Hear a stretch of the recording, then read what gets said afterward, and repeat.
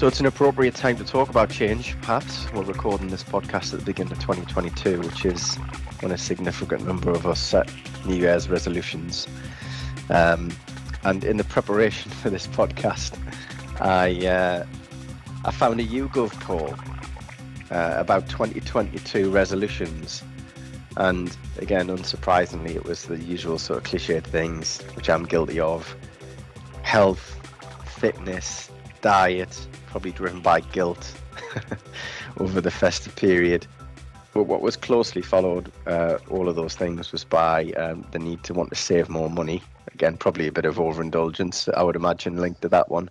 But also pursuing a career ambition.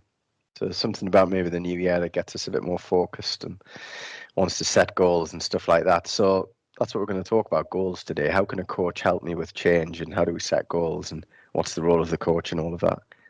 Before we get into it, what goals have you set for the new year ahead? Ooh, yeah, it's an interesting one, isn't it, New Year? Because it's like the clock strikes 12 and it's like, right, what am I going to do? And there's sort of almost this pressure. I think for me, personally, creating more creative flow, I was thinking about this, and creativity and finding my flow is it just feeds my soul, really. So for me, one of my big goals, and I don't know what that kind of looks like, if I'm honest. That's part of the goal, is exploring that. But it could be writing, not books, but just writing something, whether that's getting back into blogging or articles, I'm not sure. But yeah, creative flow for me is what is one. And equally, that could be gardening. I'm quite into sort of growing veg and stuff. That's a sort of a new thing that came out of the lockdown. So yeah, mine is creative flow and something to do with community. I want to get involved in some kind of community project. So those are my two goals, creative flow and some kind of community project. Again, I don't know what that looks like yet. That's part of the exploration. So yeah, those are mine. They're alongside drinking more water and exercising more and all the normal kind of stuff. But they're more should goals, and I'm a bit wary of should goals. I like the, goals that are, really meaningful to you. So yeah, those are mine. Well, you might have to do a bit of coaching with me later on, because all of my goals are should goals, basically. I couldn't be more cliched if I tried. It's go to the gym more than I do and dry January, as we were discussing off pod before. What about yourselves, Louise, Alison? Any goals for the year ahead? I'm going to do a general role modelling change. I'm going to do an adapting to change. I want to try and adapt to change really successfully, positively, smoothly, but I also want to showcase that sometimes that doesn't actually happen as smoothly or successfully as you want it to. And I think particularly for me at the moment, personally, I'm going to go through a lot of change. Well, as a family, we're going through a lot of change. And I really want to showcase that, to role model that to my kids. So we may have our daughter going off to university in September, grades willing, all of that kind of stuff. So there's going to be I know there's going to be a huge amount of change in the family. Yeah. So I kind of anticipate that. I want to deal with it well, and I want it to be successful. So that's kind of a really long golden thread that's going to run through the whole of the year, I think. So to do that well, I think, would be a great aspiration. I'm trying to work consciously at making that successful, I think. Nice. I like that. Yeah, I used to set resolutions, and then I kind of felt that I never met them. So again, I have done dry January once. So I did manage, I think I'd said earlier, I did manage that once, and it's kind of like all stopping things, starting things. So I have set myself some financial goals. So there's a bit of a good milestone that I'll be reaching in the next year, of something that my aim was to achieve, which I will have done, but which has knock-on impacts on other things. So I have set myself some kind of financial goals, or sort of targets to some extent it's kind of around saving and all of that kind of thing, and kind of where money's going. But I also have I suppose there's a little bit of a mantra that I aim, which is around never letting anyone dull your sparkle. And I know it's a phrase that's often used, but it's things can impact on your mood, but it's about not letting other people impact on your mood. So that's something I want to, if I'm kind of feeling about something that somebody's done or whatever, actually don't let that impact. And then the other one that I've got, and this is probably again, I suppose, off of the back of lockdown, and various different things, but it's about creating moments and creating memories. So making sure that you've kind of either got stuff booked in to kind of like, oh, that's a bit different. So I was looking at a couple of bits at the weekend. I thought, oh, I want to do that. We'll just book and do it. So there's kind of that kind of thing, but also making the most of other moments that are unplanned and unscripted. So a friend and I went for a walk at a local Lido very early on Sunday morning. No, Saturday morning. There's hardly anybody there, and there's like a beach. It's not a natural beach, but there's a beach there with like a kids' playground on. It's like, oh, let's be big kids and go and have a play on the playground, you know. And it was fun. So I think it's trying to be more in. There's elements of being more in the present and enjoying those good moments when they come, but also thinking about what are other things, what other memories and things to kind of I want to do to create stuff. So I've booked Coldplay tickets for the summer. So yeah, things like that you think, oh, I'd love to do that, do it. Obviously within certain other parameters, but yeah, do it. Well, I have to say, you're putting me all thoroughly to shame there with all your aspirations, because I've got nothing as exciting and change that I've really thought about. But I guess that this idea of change can be tricky, can't it, for a number of reasons. It can be difficult to initiate, can be difficult to plan for, it can be difficult to see through, all of that sort of thing. So first question, just to throw out there and get your thoughts, how does a coach support people through change? Oh, that's a good one, isn't it? My first thing is holding to account, verbalizing it, having someone there as your ally or a cheerleader or an advocate or whatever. And I think that's a huge thing. I think once you get an idea or a goal or an aspiration or a dream out of your head and you verbalize it or you write it down or you vision it or plan it out, it starts to become so much more real and tangible and closer. So I think that's a massive thing that a coach can do. A pal can do that, of course, a confidant or a family friend. What they might also do is then collude with you in the reasons why you definitely can't do that, or what barriers there might be, and they might kind of join you in that conversation, whereas potentially a coach won't do. Well, they shouldn't do that, and they will kind of hold you to account a little bit more. So I think that for me is a biggie, amongst other things. That's a biggie. I think I think definitely not that holding to account. It's about that's the difference that coaching makes. It's about you taking it forward, and I think working with a coach can help you really, I guess, and it's that verbalizing, like you said, actually saying it out loud sometimes makes it real, and really clarifying what it is. What is it? What does it look like? What will it feel like? And I think the other thing for me, I think, is a bit about why. Why is it your goal? It's kind of like the purpose. You know, why do I want to create moments? Why do you want to manage change? You know, why do you want to be creative? What's behind that? What's the motivation and the drive? Because I think if you can tap into that and that why, that I think you've got a good hook to build on that, I think. Yeah, I think accountability is key, isn't it?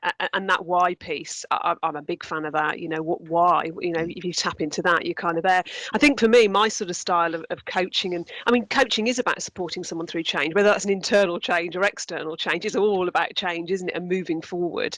I think for me, I take kind of a project management approach to it, I suppose. So it's about what's the goal, and nobody starts coaching with me or has coaching with me unless there's a really kind of clear objective.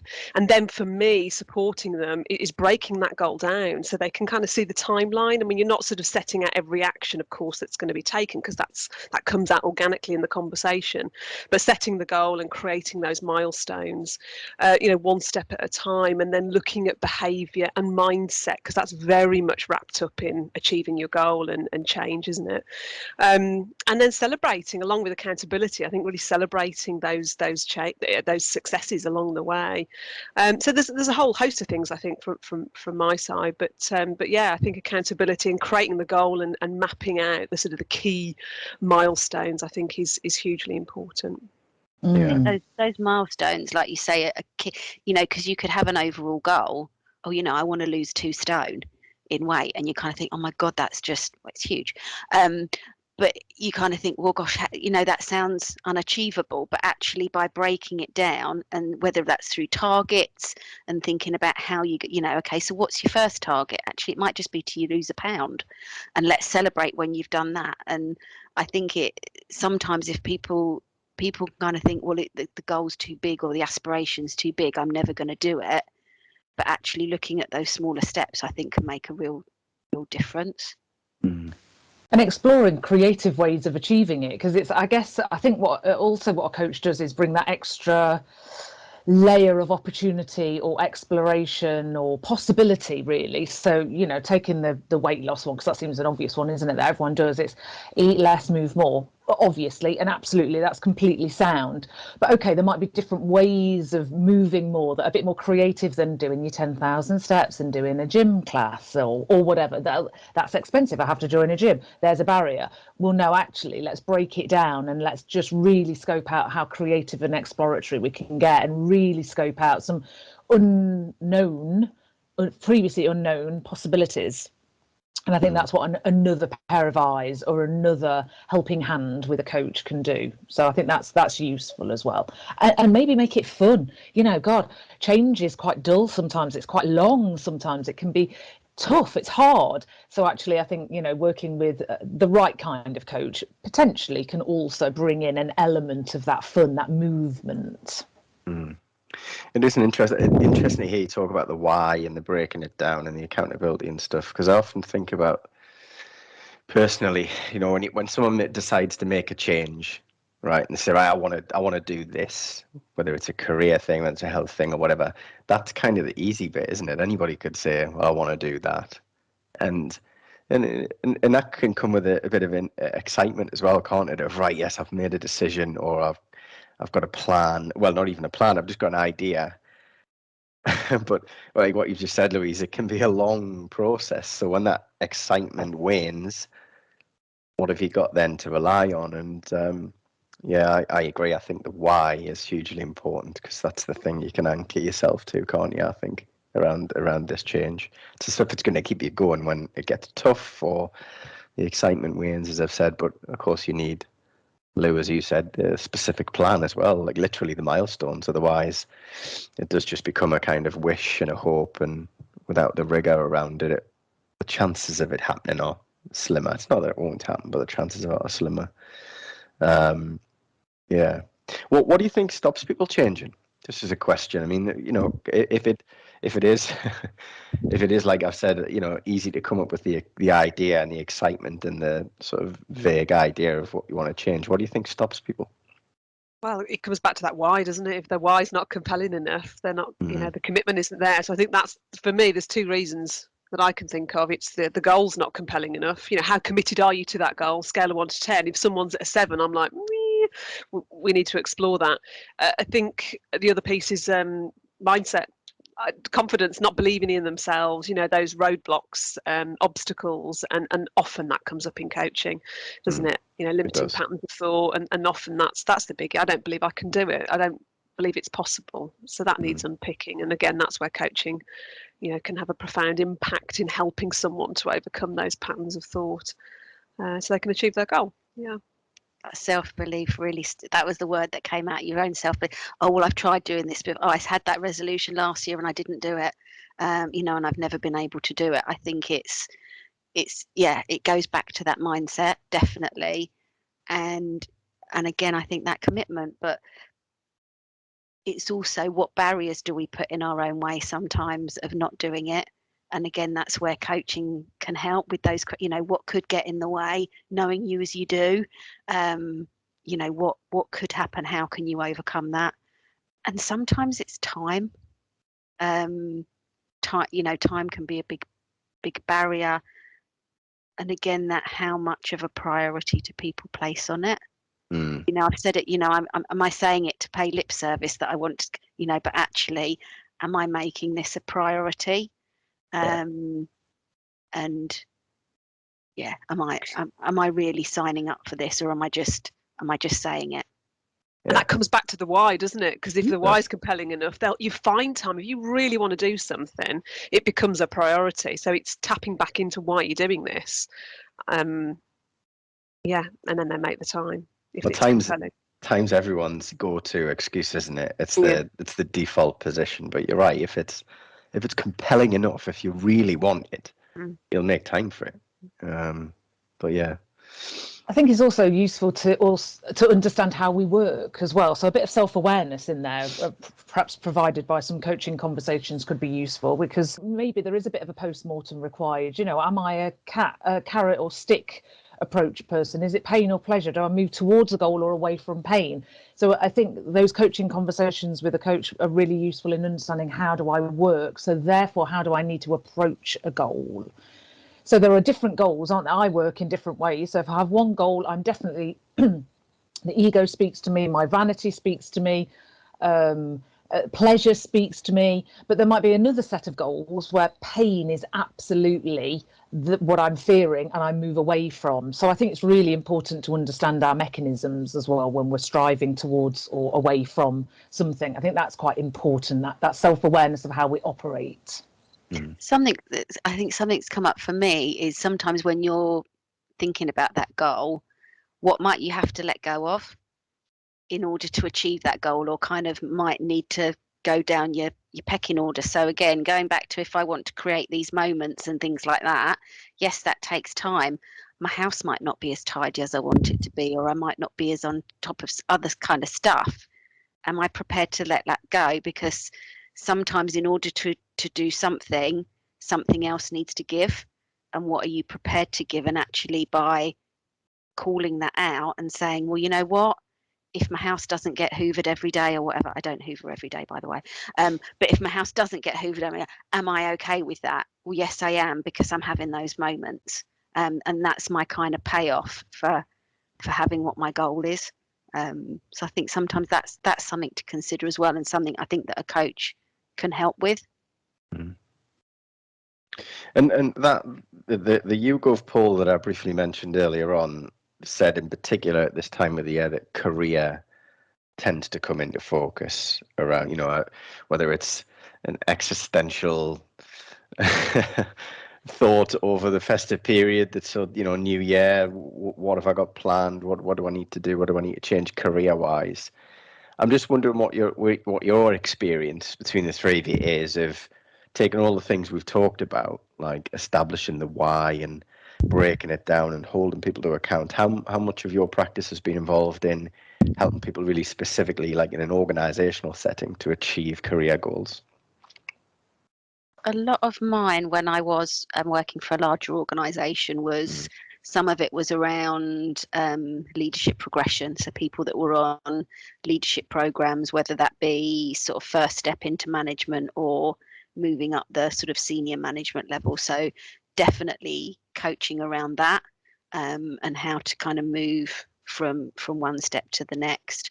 But also, I guess, around that general, I say career progression, but whether that was looking at next steps, what do I want my career path to be? Am I in the right job?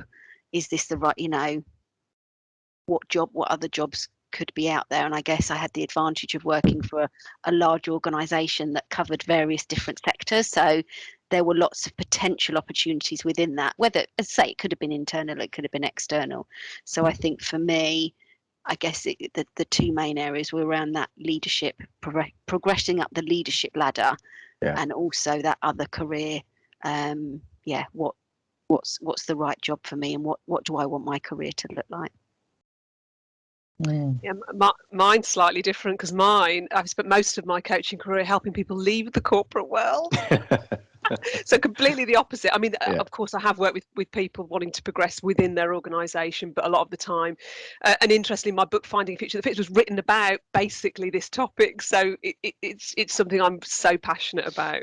And one of the big things I would do with someone if they came to me and said, look, I'm ready to make a transition, we'd do something called blueprint work, where we'd look at sort of, I suppose, almost like building a jigsaw puzzle of that human being. What are your drivers? What are your motivators? Things like values and passions, gift zone, environments where they thrive. So we kind of build this picture of who they were as an individual, and that then became the compass to help them navigate whatever the next step was, whether that was within their organisation and progressing, whether it was external. And they were branching out to do their own thing. So this is something I'm so passionate about. It's an area that just, I could talk about, which I won't, but I think for me, career coaching and that sort of subject is about understanding the human being. Who are they at a deep level? And most people don't allow the time for that exploration, and that's where coaching and career coaching is so powerful. And just because it is interesting, and a lot of the stuff you get involved in, Lou. So if you wouldn't mind just sharing a bit more about that people are leaving the corporate world. Just give us a bit of a flavour of, obviously without going into detail and crossing any boundaries of confidentiality, but what are people's whys, just generally speaking, for wanting it? Because that is quite a big change to go from the safety and security of the corporate world, isn't it, to whatever else their endeavour is. But what are their whys? What does that look like generally? It's a deeper driving purpose that I think we all have. That's at the core of it, and I think people get to that point when they ask, why am I here? What's my purpose? What am I doing? And some people never get to that point. I mean, I did very early on in my career and just thought, sod this, I'm gonna, I want to break out, I want to do my own thing. So I think it's a deeper yearning. It's almost a spiritual thing, maybe. It's a purpose piece, and people want to make a difference. As humans, we want to make our mark on the planet. There's something deep within us that wants to do that, and I suppose that's where my work came in. People that were ready to make that and explore. That's what we did together. So I think it's a wanting to make a difference in the world somehow. And there are triggers, aren't there, through our life? So throughout the chapters of our lives, potentially, that offer that moment to pause, stop, reflect, change direction. And of course, this great resignation coming out of lockdown and pandemic, that's been a big trigger, hasn't it, for a lot of people at the same time. So I think that's why it's really common, isn't it? People are really exploring this subject matter. Who am I? Am I feeding the corporate dollar? Could I do something else? Have I got skills I could share with my community? Do I want to build something, like you say, a legacy? And our minds have been opened and priorities have shifted. And I think it's really interesting to hear that debate go on at the moment. And our careers will obviously form part of that, because we spend such a long time during the day in our working week in a job or working for an organisation. We want to be sure that it's the right thing for us. So I absolutely echo what you say, Lou. That values piece, who am I, what do I contribute, is massive. When I've done career coaching before, it's almost two-pronged. So there's always practical elements like outplacement and looking at your CV and all that kind of stuff. But actually, underneath it all is the values. Who am I and where do I want to be? And getting rid of that role, that job title thing, and just, like you say, that jigsaw, reimagining what working life could be like for that individual. That's the exciting bit. I've coached, again, quite a lot of people who were going through change programs, restructures, redundancy. And that, again, was a really useful time, because people had probably been in the organisation for a long time and were very comfortable in the organisation. And then to kind of think, well, actually, that comfort blanket's going, can be quite unnerving. But I think what we were able to do was actually explore, well, okay, but what else is there? You've kind of sat in this little corporate bubble and in this safety net doing what it is that you do, but actually what else could you do? And sometimes, again, it going back to, okay, I don't have to work in an office necessarily and do Monday to Friday, and and because I've always done that, or I've always done this particular job. actually, what else could I do? I think can be really, and again, people have gone on to do vastly different things from what they've done before, and actually it's something they've always maybe thought of doing but never thought, well, I'm in the comforts of this job and it's giving me and feeding me certain things, but actually when I've got an opportunity to think, well, actually that comfort blanket's not there, what could I do? And it's again, it goes back to that life-changing bit really. And I can imagine, Lou, with some of those that you've had around completely different changes in career and whether it's location and all of that kind of stuff. And I think it's really thinking about what is it that we want from a career. I remember speaking to somebody who were in their late 50s, and they were thinking, oh, maybe I should do a job that I actually want to do. And I thought, oh my gosh, you've got to that age and you've done something because they felt they've had to do it. Yeah. And I was like, oh my gosh. So yeah, it's fascinating. It's really interesting hearing. It's making me reflect. This thing is certainly what you've kicked off there, Lou, about leaving the corporate world, because that was my journey to where I am now. I'd been in a job in the banking industry for 18 years with one organisation, which changed hands a couple of times, but essentially it was the same organisation. And then to leave to become self-employed, essentially, was very scary. Very scary. Young family, all the sort of burdens that we layer on top of what if it goes wrong, what if it doesn't work. And the reason why it's forced us to reflect on it, because looking back, I'm thinking, well, how did I even make that decision? Looking back, I feel like I must have been braver 7 years ago, or whatever it is, than possibly now. I don't know, and I didn't have specific coaching in the way that you would work with me, Lou, around what is the plan, what's the why, but what led up to that in terms of my development. It's really interesting that it's just made me force me to reflect on it. Is coaching. I had coaching, which was a big sort of accelerator in terms of how I would see my capability and self-belief, all the stuff that you've all mentioned. And I probably wouldn't have been able to do that had I not built that self-belief, and it wouldn't have been able to make that decision, and would have remained in that organization because it was the safe option on paper.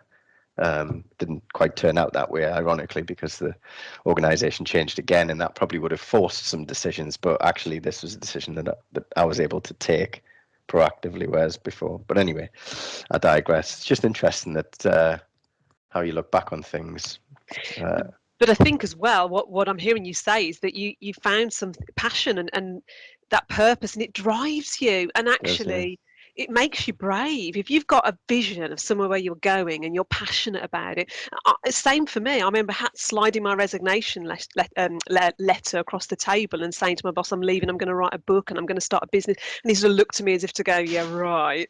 And off I went. And it was the passion. If you find something that really kind of moves you, I think you become very brave, and the mindset starts to shift as a result of that. So yeah, it's that goes back to that, Ali's, why. If you can really nail that and find that, it moves you.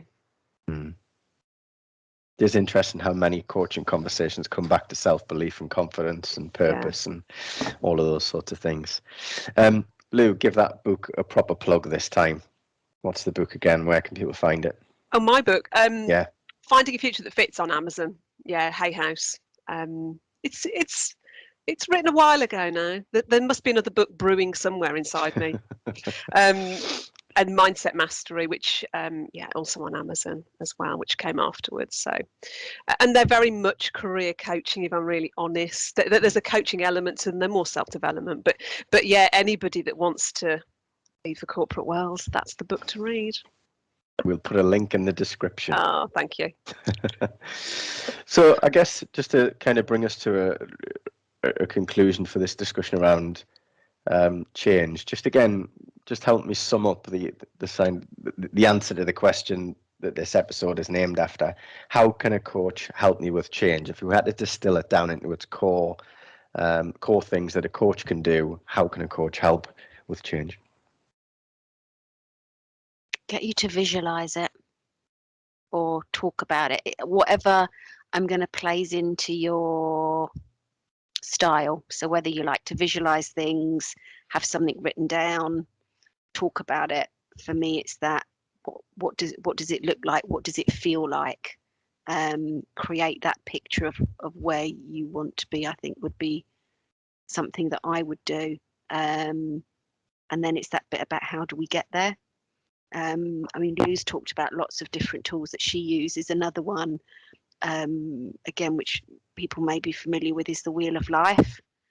So you can use that for many different things, but I've used that around career, kind of what's important, what are your priorities, what do you want from a job, what do you want from a career, what motivates you. There's various different ways that you can use that, but I think it's tapping into that motivation, getting them, as I say, to picture it, write it down, whatever it is, to really to get that sense of, yeah, I want to be there. And then the pieces work is right. How are you going to get yourself there? The Wheel of Life, not to be confused with the Game of Life, which many people would have received at Christmas. That might have unintended consequences for your career, maybe that one. Okay, what else? I think for me, it's 3 steps. I mean, first and foremost, if you're struggling with change, hire a coach. Get some help, right? Get some help. And the 3 steps for me would be, well, number 1, hire a coach. Number 2, what's the objective? What's the goal? Find that why. You know, what's the objective? Where are you moving towards? Like Ali said, that kind of create the vision. And 3 is a plan. You need to. If you're gonna, you know, create something big, achieve a big goal, we need to break it down roughly. There still needs to be fluidity in the coaching conversation, but we need a plan. So I think for me, hire a coach, set the goal, create a plan. Okay, can I add to that then? Build the toolkit, and really working with clients so that it can self-serve going forward. So you might help them as a coach for this piece of change, but actually it's about them being fully realised and fully functioning, that they can then deal and adapt with any kind of change going forward. So for me, it's definitely about kind of helping them to realise and build and utilise their own toolkit going forward. So lots of that kind of self-awareness. How do I work? What works for me? What does my experience tell me? Evidence tells me I've done this before. How can I do it again, but in a different scenario? And really kind of building them up to be the best version of themselves. And then they can make change every day, day in, day out, if they wanted to.